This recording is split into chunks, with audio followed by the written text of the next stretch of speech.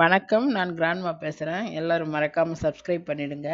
பாராளுமன்றத்தில் முதல் நாளிலே மிரட்டிய ராகுல் காந்தி, மிரண்டு போன ஆளுங்கட்சி, ராகுலுக்கு தக்க பதிலடி கொடுத்த ஆளுங்கட்சி, இப்படி அவர்கள் வசதிக்கு ஏற்றபடி நேற்றைய தினத்திலிருந்து பேசிக்கிட்டு இருக்காங்க.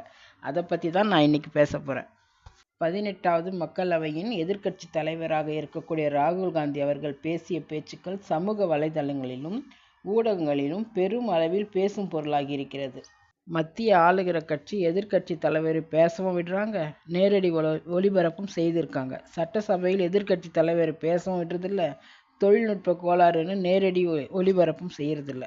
ராகுல் காந்தி அவர்கள் பேசி கொண்டிருக்கும் போதே சிவபெருமான் படத்தை எடுத்து காண்பித்தார். அவை தலைவர் இப்படி படங்களை காட்டுவது விதிமீறல் என்று சொன்ன உடனே அந்த படத்தை கீழே வைத்துவிட்டு ராகுல் காந்தி அவர்கள் பேச தொடங்கினார்.